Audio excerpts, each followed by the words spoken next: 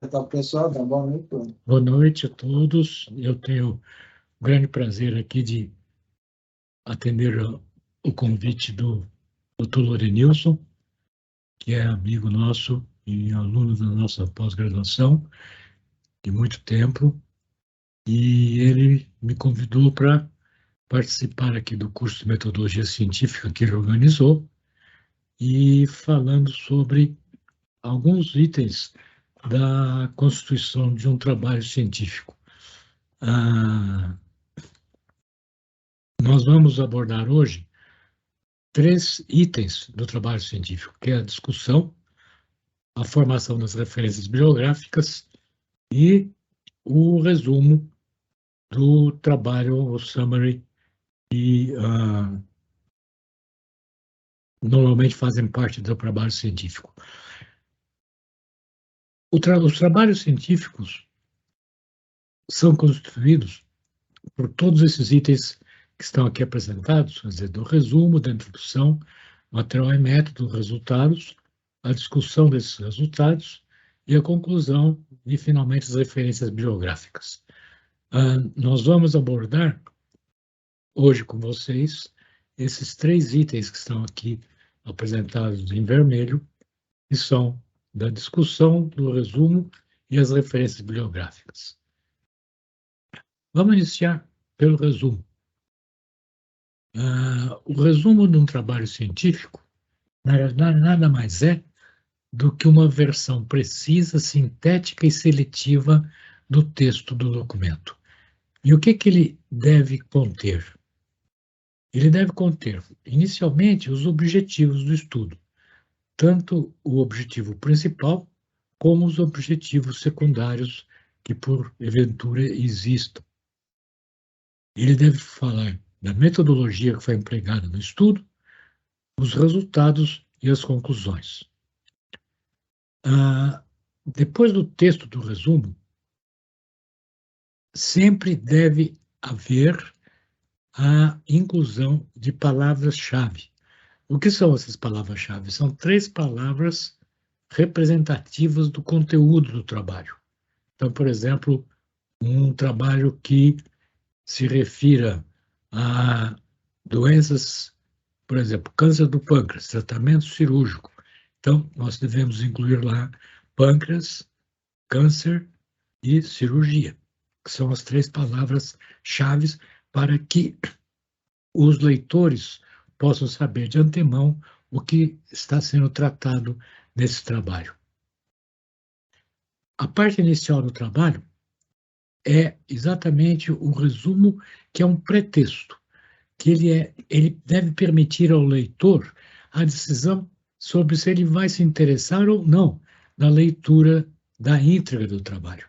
E por isso, daí a importância grande do resumo do trabalho científico, para que ele possa saber, através da leitura do resumo, do que trata o trabalho e se ele se interessa realmente em ler a íntegra do artigo. E como é que nós devemos fazer um bom resumo? Inicialmente, ele deve englobar todos os itens mencionados anteriormente, sem ser longo demais. Na realidade, é praxe que ele tenha no máximo de 250 a 300 palavras. Ele não deve acrescentar novas ideias, além daquelas que já são expressas no trabalho, ou expressar opiniões ou fazer comentários sobre o assunto tratado. Deve-se evitar a cópia de frases do texto original. Então, deve-se fazer, então, uma escrita bastante simples, mas bastante completa de todo o trabalho apresentado. E esses itens devem ser apresentados com clareza, permitindo a compreensão da totalidade do estudo, sem a necessidade da leitura do texto integral. E a discussão? Na realidade, a discussão é a parte do trabalho científico mais difícil de ser escrita. E ela deve informar o significado e a importância daquele estudo que foi realizado. Então, no seu início, devem ser feitos comentários gerais sobre o tema que não foram apresentados na introdução.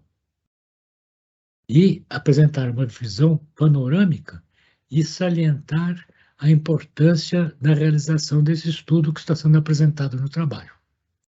E, finalmente, estabelecer relações entre os resultados do trabalho presente e as suas implicações para a solução do problema em questão. No corpo da discussão, vejam que não é uma recapitulação dos resultados que já foram mostrados no capítulo de resultados. Agora é hora desses resultados serem analisados, discutindo a sua relação com os dados existentes na literatura. Isso é muito importante, que o autor que analisou a literatura pertinente ao assunto que está sendo abordado no trabalho, ele agora vai fazer uma comparação dos resultados obtidos por ele com aqueles que existem já relatados na literatura.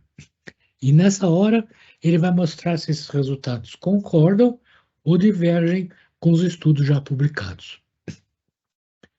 Como a introdução geralmente é uma parte mais ou menos curta do trabalho, é agora na discussão que devem ser aprofundados pontos específicos que não foram apresentados e discutidos na introdução. Deve incluir a explicação para os resultados eventualmente inesperados ou inconclusivos que tenham sido encontrados no presente trabalho. E apresentar exatamente as limitações do estudo. Por exemplo, se esse estudo é um não prospectivo, não randomizado, se a casuística é pequena, então tudo isso deve fazer parte da discussão. E o que não deve ser incluído na discussão?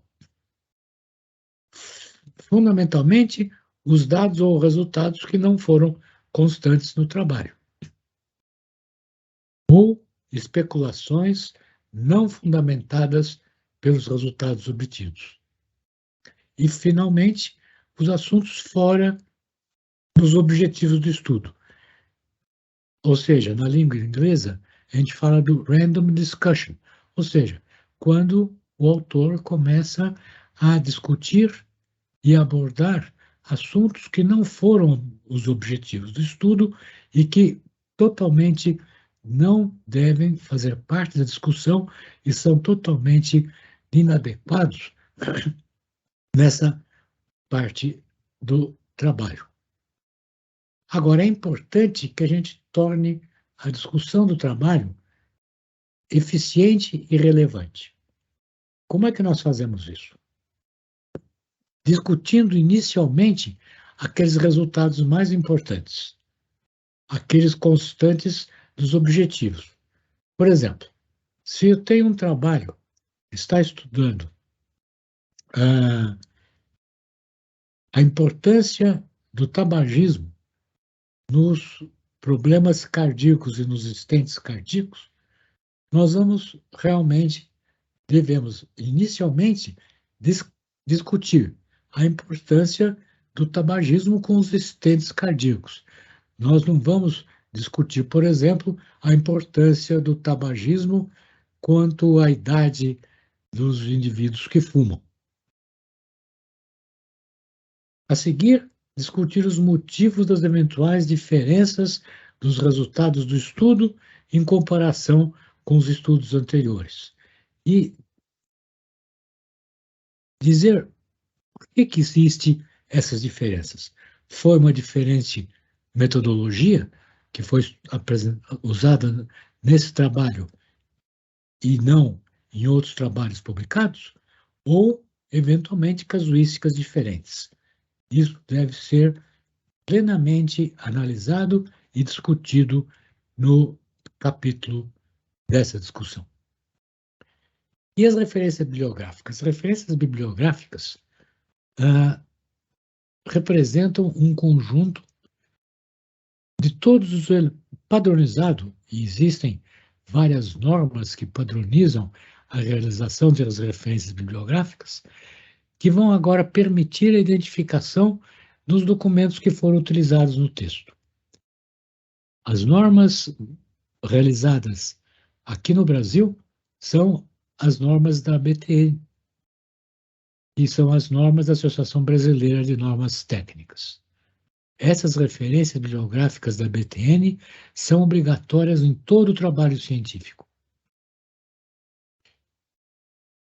E nós devemos utilizar ideias, conceitos e frases de outros autores sem mencionar a fonte. Isto constitui um plágio, ou seja, nós não podemos utilizar aquilo que já foi publicado sem referir a fonte em que essas ideias foram obtidas, exatamente para se evitar se incorrer do plágio. Conforme as normas da ABTN, nós vamos ter normas para livros e para os artigos de periódicos. Nos livros, devemos citar o autor, ou autores, se forem múltiplos, o título, eventualmente o subtítulo, a edição, a partir da segunda edição, da primeira edição não precisa ser citado, o local e a editora, o ano de publicação, volume e as páginas inicial e final. Por exemplo, aqui está uma referência de um capítulo de livro que nós publicamos e que nós temos aqui, então, os autores, então aqui o primeiro autor, seguido dos coautores, que no caso foi a professora Sônia Penteado. O nome do artigo, então, colicite aguda, e aqui, a seguir, aonde foi publicado esse artigo. Então, aqui vem que foi publicado no livro do Tratado de Gastroenterologia, da graduação à pós-graduação, de autoria dos doutores Chilio Mazzaterga e Jaime Natan Ezig. Então, aí vão. Então, a forma correta de citar esse capítulo é o nome dos autores, o nome do artigo, o nome do capítulo, e a seguir o nome do livro em que ele foi publicado, constando, além do livro, o nome do livro, o local, a editora e o ano da publicação, volume e as páginas. Já nos artigos para periódicos, é um pouco diferente. Nós vamos também citar o autor, o título, e agora vem o nome do periódico, que vem abreviado. O ano da publicação, o volume e as páginas inicial e final. Então, aqui mais uma vez, um exemplo, 2 exemplos, nós temos aqui o nome dos autores, aqui vocês vejam que já é um número maior, então vejam, tem aqui o meu nome em primeiro lugar, o autor principal, seguido dos outros autores. A seguir, o nome da revista, o nome do artigo, então aqui, Unusual Clinical Presentation of Annual Pancreas in the Adult. O nome da revista foi o Pancreatology, ano, número da revista, páginas iniciais e finais. Outro trabalho, da mesma forma, nome dos autores, nome do artigo e a revista, que nesse caso foi o mesmo Pancreatology, no mesmo ano, com o número do volume e as páginas iniciais e finais. Ainda como componente de referência bibliográfica, artigo ou matéria de jornal, nós vamos citar o autor ou o nome da organização, o título da matéria, o local da publicação, se houver, interesse eletrônico entre os sinais menos e mais, depois de disponível em. Então, e a data de acesso. Então, vejo aqui um exemplo. Vem aqui, inicialmente o sobrenome, depois o nome, o título da matéria, o nome do jornal, cidade da publicação, dia, mês e ano, disponível em, e aí vem aqui a indicação da URL, ou seja, que é a fonte da internet, e quando que ele foi acessado. Então, acessado no dia tal, de tal mês e de tal ano. Quando não houver indicação do autor no material acessado na internet, nós vamos apenas citar o título da matéria, o nome do jornal, a cidade em que ele foi publicado, a publicação, dia, mês ou ano, e aí, novamente, disponível naquele site e quando foi acessado no dia, no mês e no ano. Aqui, então, especificando exatamente o site da internet, como deve ser citado, autor, título, nome do site, endereço eletrônico e data do acesso. Aqui repetindo exatamente isso que nós já comentamos nas matérias que têm autoria especificada e aquelas que não têm autoria indicada. Como é que nós devemos fazer a citação dos autores? Quando tem vários autores, então de 1 até 6 autores, nós somos obrigados a citar todos os autores separados por vírgula. Mais de 6 autores, autoriza-se a citação apenas dos 6 primeiros, seguidos da expressão etial. Então, nós vamos ter os primeiros 6 autores e depois coloca-se lá etial, e quer dizer, e colaboradores. O título é reproduzido tal como ele aparece no original, com as iniciais das palavras significativas em letras maiúsculas. O local, cidade de publicação, se tiver mais do que uma cidade, a gente indica apenas a primeira. Então, por exemplo, na publicação, que tem Filadélfia, Paris, Londres, Amsterdã, nós vamos apenas citar na referência Goldman, Ocielo, Editors, depois o texto, medicina e apenas Filadélfia e a editora, Elsevier 2004. É importante que se lembre que a página de referência bibliográfica é um elemento obrigatório de todo o trabalho científico, e embora ele seja a última parte do trabalho, ele não deixa de ser importante, uma vez que é uma lista única de todos os trabalhos que foram citados ao longo de todo o manuscrito. E conforme as normas da BTN, essa lista deve apresentar, no caso de livros, as referências em ordem alfabética. No caso de artigos publicados em periódicos, geralmente usa-se a ordem em que as referências foram apresentadas no texto. Então, nós vamos ter 1, 2, 3, tal, até o N final, que for a ordem em que eles foram citados no manuscrito. O texto é alinhado à esquerda, existe um espaçamento simples entre as linhas de referência e sempre uma linha em branco entre cada referência.